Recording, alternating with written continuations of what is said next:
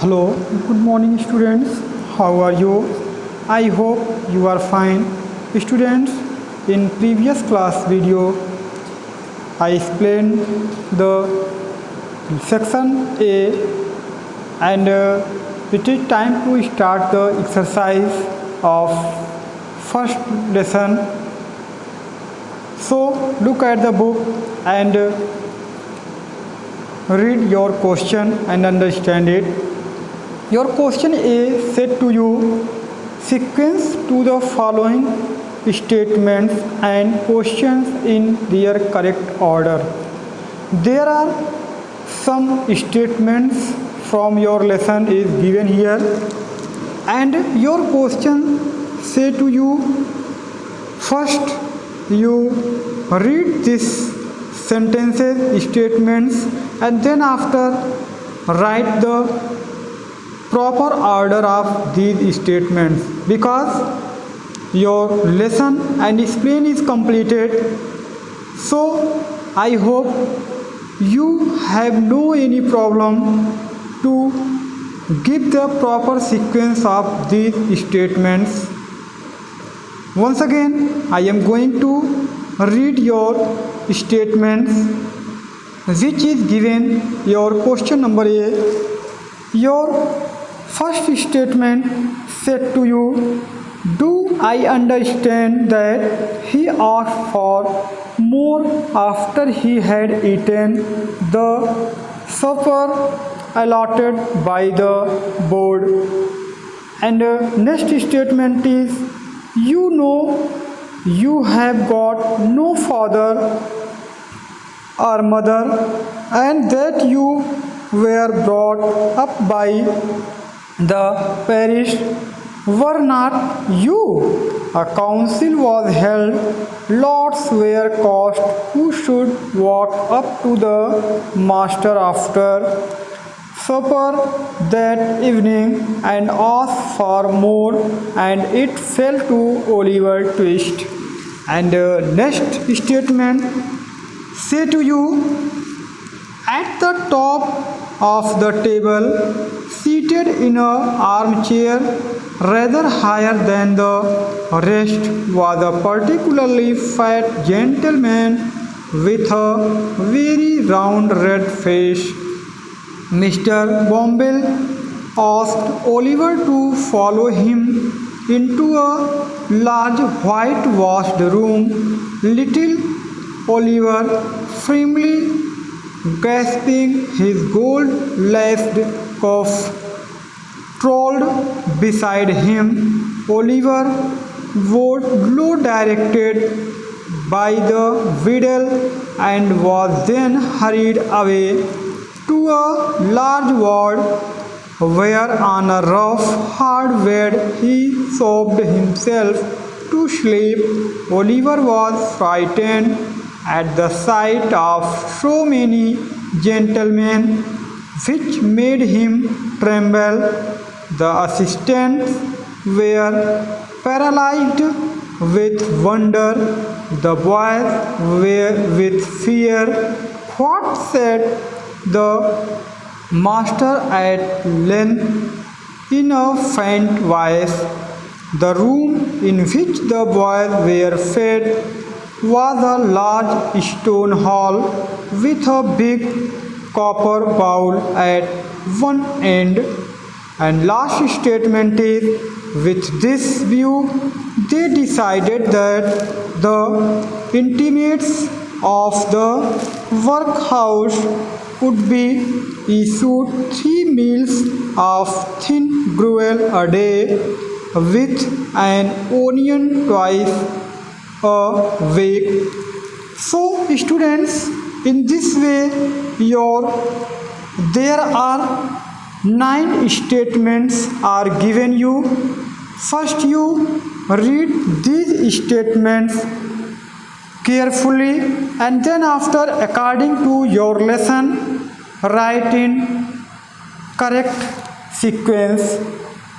But I am solve your statements and write the sequence of these statements. But students, I taught you this lesson, so first of all try to do himself in proper sequence of the sentence. If you done it yourself, then after check your proper sequence. So students, I hope now you will be done question A, and now I am going to start question number B, which is the question answer of this lesson. So question B said to you, answer the following questions.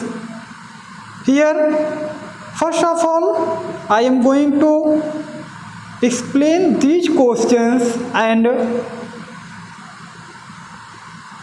explain to you in Hindi, and then after you first try to write these questions answer, and then after I explain its correct answers. So your first question is, why did Oliver tremble and cry in the whitewash room? It means Oliver उस white washed room, उस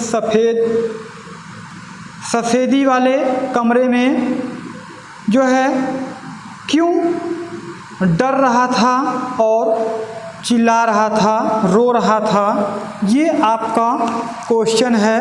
तो आइए हम लोग book में ही इसका answer आपको बताते हैं।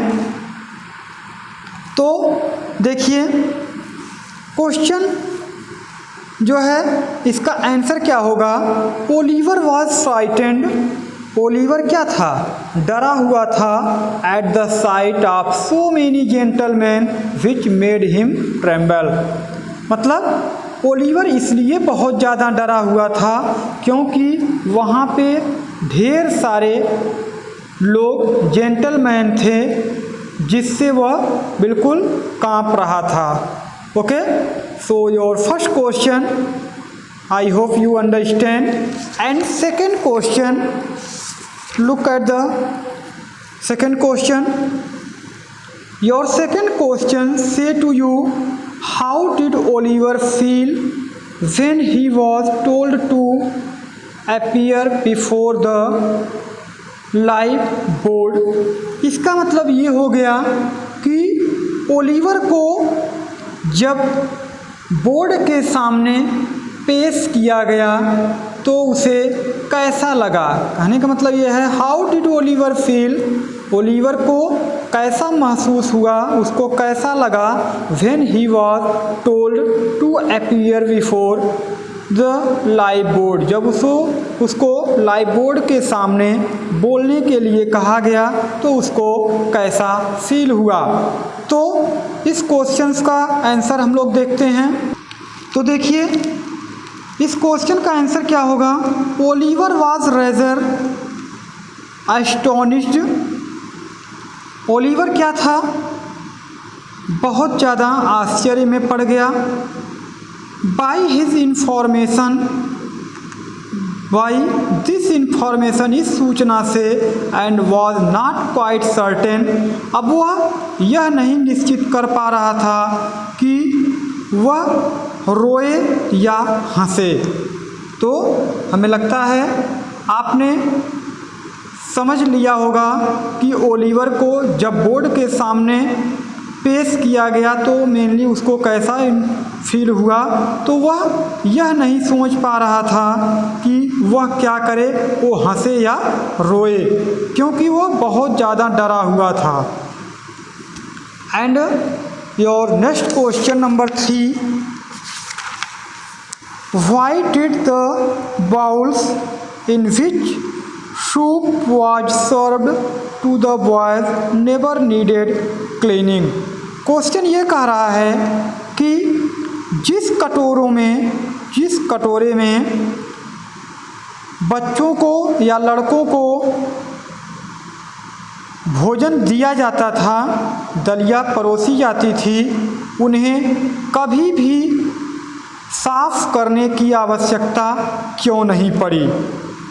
ठीक है, तो तो देखिए इसका आंसर हम लोग क्या लिख सकते हैं, लिखेंगे the bowls in which soup was served to the boys never needed cleaning. इतना तो आप क्वेश्चन से ही लिखेंगे कि मतलब जिस कटोरे में लड़कों को भोजन परोसा जाता था उसे कभी भी धुलने की, साफ करने की आवश्यकता नहीं पड़ी, बिकॉज क्योंकि board is careless towards children.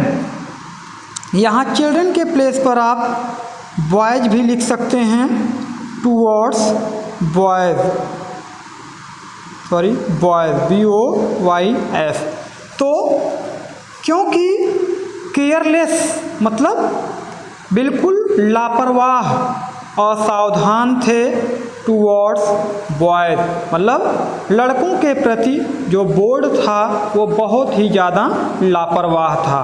फिर से आंसर देख लीजिए, लिखेंगे the bowls was which soup was serve to the boys never needed cleaning. जिस कटोरे में लड़कों को भोजन परोसा जाता था उसे कभी भी धुलने की आवश्यकता नहीं पड़ती थी, क्योंकि बोर्ड इन लड़कों के प्रति क्या था, बहुत ही केयरलेस था, बहुत ही ज़्यादा लापरवाह था।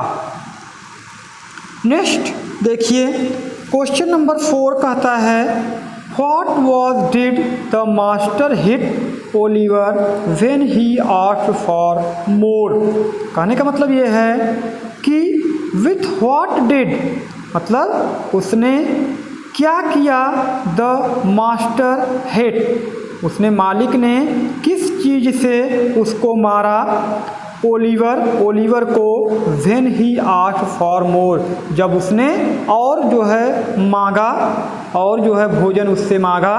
तो मास्टर ने ओलिवर को किससे मारा, ओलिवर के अधिक मांगने पर मास्टर ने ओलिवर को क्या मारा।